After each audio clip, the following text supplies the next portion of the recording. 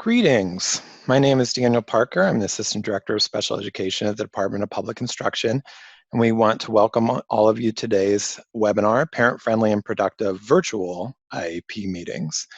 The participant folder there is a link, and I'll be putting that in the chat shortly. Please meet your presenters. We have Tim Peerenboom, School Psychology Consultant, Sharon Madsen, our Specific Learning Disability Consultant on the Special Education team at DPI, and myself, Daniel Parker, Assistant Director of Special Education. We'd also like to welcome some of our contributors for our webinar today who will be sharing their ideas throughout the webinar. We're lucky to have with us Nissan, Director of Special Education from CISA 7, Courtney, who is an Executive Director for Wisconsin's Parent Training and Information Center, Wisconsin Facets, and Gia, an Intake Coordinator and Administrator at the Wisconsin Special Education Mediation System. And I will let Tim introduce a few of our contributors. Hi, good morning, everyone. Jill Chasteen and Letha Hopperditzel will be adding some of their input as special education staff from Rural Virtual Academy. Virtual IEPs is something they do and have some good input for us. So also wanted to thank a few others from Rural Virtual Academy who won't be in on the discussion today, but certainly gave us a lot of good input as we were putting this presentation together. That would include Kathy Alexander, the Director of Pupil Services and High School Counselor, Dawn Meisner, School Psychologist, and Sam Henry, Director of Special Education and Student Services from Rural Virtual Academy. And we also want to thank others from the Wisconsin Special Education Mediation System, the Wisconsin Statewide Parent Educator Initiative, or WISPE. They helped review our webinar and gave some great feedback, and they're also hosting this webinar platform. So thank you. Big shout out to our WISPE grant.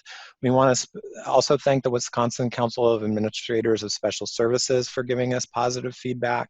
And as Tim mentioned, staff from the Virtual Academy. Also would like to say that this webinar, kind of the format was based off of a webinar called Parent-Friendly and Productive IEP Meetings from the Wisconsin Special Education Mediation System, and Nissan's going to say a couple words about that. Thank you, Daniel. So the contribution of this PowerPoint presentation that you cited, how to conduct friendly and productive IEP meetings, is to make the notes of the presentation available to everyone. So parent organizations, special ed directors, building principals can train their own staff on how to conduct friendly and productive IEP meetings. And you can download the PowerPoint presentation with the notes from WSCMS.us website. It's included on the Resources and Links tab. And these resources and many others are also available on this presentation resources section that's toward the end of the presentation. Thank you, Daniel. Thank you, Nissan. All right, our learning outcomes today. During and after our time together, we will review DPI guidance relating to virtual IEP meetings. We're going to understand and identify barriers to virtual IEP meetings, prepare for virtual IEP meetings, engage IEP team members, and especially thinking about our families and parents and students during the virtual IEP meeting. And we are going to then think about how we reflect and enhance future virtual IEP meetings. Quick disclaimer, we are not going to address today questions relating to IEP revisions that may be needed as a result of school closure. We know there's a lot of questions. I would point people to please look at our fantastic set of resources on the DPI COVID-19 webpage. There is a special education tab, and we update that weekly with the resources. And we are beginning to develop additional resources around this. Please also know to stay tuned for an upcoming Wisconsin Facets and DPI video. It will not be a live webinar, but it will be a video on understanding special education guidance during COVID-19 pandemic. We're going to post that to the Division of Learning Support email news archives, and it will go out on various email lists when that is available. And if you have questions that are not related to holding a virtual IEP meeting, there is a question box on the COVID-19 page where anyone from the public can put in a question for us. All right. And now I'm going to hand it off to Sharon, who's going to talk a little bit about to us on staying calm and carrying on. Hi, thank you, Daniel. Just as we begin, thank you so much for participating today. This is such a unique situation and nobody was prepared for it. So we want you to know it's okay to feel unsure of what to do. In this situation, relationships matter. Continue to lean on each other as colleagues for support. Check in with your students, see how they're managing. Continue to build those great relationships with the families you're working with. Please know that we're all working together to support you and give you some guidance as you continue to serve students and families. Just remember, schools across the country are all in the same boat. So we're all going to be doing this together. It's a huge learning curve for everyone. Just take a few breaths, know that it's going to be okay, do the best that you can, and we're going to get through this. Keep in mind that IEP teams can continue to use the same general IEP processes to engage in rich discussions to support individual strengths and needs. DPI has a variety of resources to assist IEP teams in improving their IEP processes, and these resources can still be used for virtual IEP meetings, and they're available through the Wisconsin DPI CCR IEP Learning Resources webpage. The module on virtual IEP meetings will be added to the CCR IEP Digging Deeper Resources section. Okay, we're going to spend a few minutes talking a little bit about the guidance DPI has developed relating to virtual IEP meetings. So on the next 3 slides, this is guidance based on our current extended school closure due to COVID-19 special education question and answer document. This document, there's a link at the bottom of the slide, but you can also find it on our DPI webpage related to COVID-19. It's updated weekly, so guidance changes frequently. You can find a link at the bottom, and here's the most up-to-date information. So as far as timelines go, we still want to make sure that LEAs are making every attempt to comply with the required timelines, including conducting annual IEP team meetings. Annual IEP team meetings should be conducted through alternative means such as conference calls or virtual technologies. However, during the school closure due to the public health emergency, you may extend timelines. Only if the LEA has reasonably determined the use of virtual technology, that it may not be a suitable method of conducting the required meeting, or if information necessary for the IEP team's deliberation is not attainable due to recommendations of the state or local health departments. For virtual IEP meetings, the IEP parents should just be notified ahead of time who might be absent, and then all participants are expected to attend, and please excuse them properly with the required documentation if someone does need to be excused. So if the parent does not want to meet virtually, there are a few things you can do. LEAs still need to continue to take steps to ensure parents have the opportunity to meaningfully participate in the IEP team meetings through participation via alternative means. However, some parents may not be comfortable participating virtually or by phone.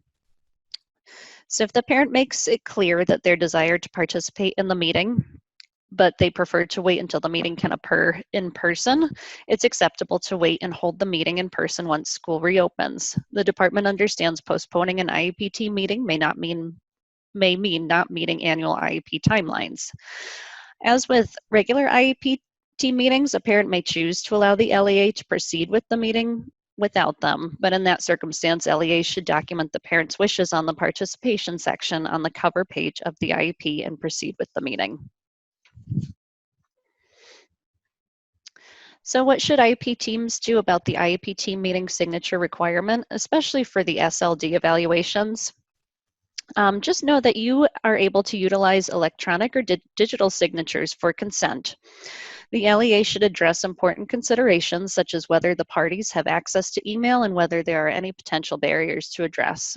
In the case of an IEP team meeting for the purpose of determining eligibility for special education, if the team determines electronic signatures are accessible, it's reasonable to document that the IEP team met virtually due to the public health order and electronically share a copy of the evaluation report with IEP team members. Electronic or digital signatures may be collected for an SLD evaluation to indicate agreement or disagreement about the eligibility determination. At this time, I'm going to turn it over to Tim, and he's going to share a little bit about confidentiality considerations. Yeah, so this is seemed to be one of the big questions nationwide, actually, as people were starting to look to shifting to both online instruction and online meetings and things like that. So just a couple of quick things to keep in mind when you're doing virtual IEP meetings. One is with families in particular, make sure you're kind of upfront about potential threats to confidentiality that wouldn't necessarily be threats for your in-person IEP meetings. So for example, you can't control who's listening in and in someone else's kitchen. For example, I know right now my 5-year-old nephew happens to be listening in with my sister on this webinar, but I wouldn't know that had she not sent me a picture of it. So just be open. And the other thing that you need to make sure that everyone understands is that you can't guarantee. Daniel had mentioned there are in Zoom have been a lot of kind of hacks, and everyone is now familiar with Zoom bombing. So those are things that we just can't control. The key in terms of confidentiality is just do the best you can. A couple of things: make sure you're working with your district IT support to make sure any information that's shared over the internet is handled as securely as possible. Have a plan for how you will handle drafts of paperwork, so draft IEP forms, things like that. Again, sending those over the internet is a little different than passing out a draft across the table in a conference room. And teams, you're also going to want to consider carefully how you're sharing documents, screen sharing as opposed to emailing, information, personally identifiable information may help be a good step for protecting confidentiality. And the other thing I just want to mention is if you are using email to send documents, drafts, things like that, the link on the bottom of this slide is a quick video pertaining to steps you can take to protect student privacy. Next, Daniel's going to talk a little bit about some of the potential barriers that may impact holding virtual IEP meetings. Great, thank you, Tim. I always feel that the Universal Design for Learning, their framework and guidelines can really help you attack a lot of new things and really help around thinking. So we have those UDL guidelines up there. I encourage you to take a look at those more in depth to kind of problem solve. In general, though, we're just thinking here, virtual IEP meetings are going to be different. There's going to be different levels of comfort and experience with technology and video. 3 weeks ago, my feeling about doing virtual meetings was completely different than it is today. I've spent hours and hours and hours, probably racked up a couple hundred hours of experience in the last month on virtual meetings that made me more comfortable, but certainly took some time to learn those skills. If you're doing a virtual IEP meeting, some people might just be joining by phone. Some people might be using their phone as a viewing device if they have some type of iPhone or any of those types of devices, or a tablet or some other technology to view. The physical environment is going to be literally different for every participant. So that is something that may be different. Tim talked about those unique confidentiality concerns for virtual or web-based meetings that have to be considered. And really, it's a different sensory experience. As I was thinking about this, not only is it different in that you may not be able to see people's expressions, you can't get that body language, but also think about if you're viewing information on a screen, that's very different than having paper copies and being able to write on them and mark them up and how people process and think. I think cognitively and sensory-wise, it's just a different experience for people, and those are things that we just have to think about. Another piece to this, in addition, is that that virtual or phone IEP meetings may inhibit rich discussion. So you may find yourself kind of just going through the motions of reading a bunch of information off. And we want to remember that one of the most important things about an IEP meeting is bringing together everybody, the student, the family, various educators and administrators to problem solve and talk and celebrate about the strengths and accomplishments and really get into identifying those present levels, rich discussions around individual disability-related needs that then lead to development of goals and alignment of services. So we want to keep that, and we don't want virtual meetings to be a barrier to that. Some parents may be inhibited by actual IEP processes, let alone a virtual platform. So, you know, we need to keep in mind those additional difficulties for some families. And then providing accommodations virtually is another thing we have to be thinking way ahead on. If you have interpreters, whether that's language or sign language, you know, how is technology going to work with that type of a support? So those are a few. We invite you now, what additional barriers can you think of for virtual IEP meetings compared to in-person IEP meetings? And as you are thinking and typing those into the chat, we wanted to invite Courtney to share some of her ideas. And Courtney Salazar is with us from Wisconsin Facets. Great, thanks, Daniel. I actually just wanted to expand a little bit on some of the content that was already listed as barriers. You know, I'll start with the modality in which a parent may be participating in the meeting. What we know is that a significant amount of families, particularly when you're talking about underserved families, their only access to the internet is via a smartphone, and so that has some implications that I think we all, you know, need to consider. First of all, if you've ever taken a virtual meeting on a smartphone as opposed to you know, a laptop or a desktop, things are a little different. Oftentimes you can only see the picture of whomever's speaking at that particular point in time as opposed to all of the group members. It also makes viewing documents, like if a page from the IEP is being shown in the screen sharing function, it can be pretty tough to view that on a small smartphone. So just some things to be aware of in that regard. The other thing I would just caution about is I think it's a good practice to certainly consider sending documents ahead of time. If you are going to be emailing them though, please understand that again, not every family is going to have a printer at home to be able to print them out and look at them, or a computer screen to view them on. So I think perhaps an inquiry as to whether paper copies, even if they do have to go through snail mail, might be more helpful.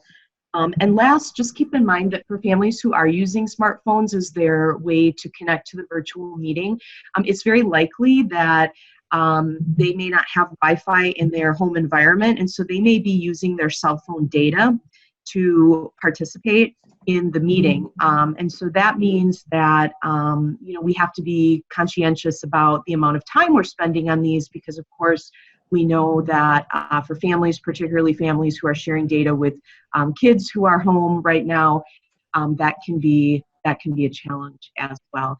I think it will come up later, but a really great suggestion is having a pre-call with the family in advance of the meeting, and that may be an opportunity for the school to discuss with the family if there are any other barriers that they need to be aware of for the upcoming virtual meeting. Thanks. Thank you, Courtney. All right.